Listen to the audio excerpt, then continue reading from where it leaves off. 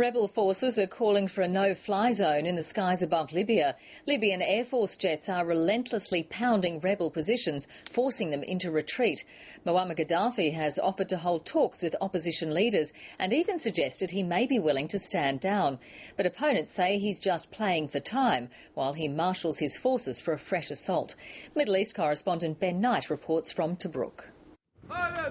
It was another day of defeat for the rebels on the battlefield. But already they're plotting their counter-attack, and they're getting some professional advice from army commanders who've defected from the government side. But most of these opposition fighters are anything but professional, and they face far superior fighting power.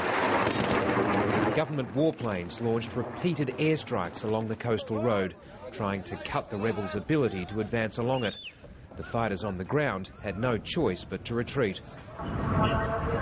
Muammar Gaddafi says his forces are marching towards the main opposition city in the east and have already captured the town of Tobruk. But it didn't look like that when we arrived.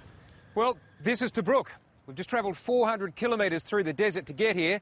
We haven't seen a single Libyan soldier, let alone a tank or a jet fighter. And here in town, as you can see, it's calm, it's quiet, and the rebel flag is still flying here. Muhammad Ali is a Tobruk resident. He says Colonel Gaddafi's claim that his city has fallen to the army is blatant propaganda.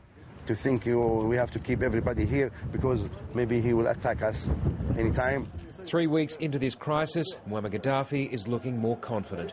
But he and his regime have been given a warning from outside. We've got NATO, as we speak, consulting in Brussels around a wide range of potential options, including potential military options.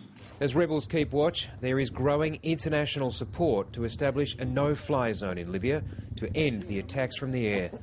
It would cancel out the Libyan government's most obvious advantage and could slightly shift the power imbalance in this conflict. Ben Knight, ABC News, Tobruk.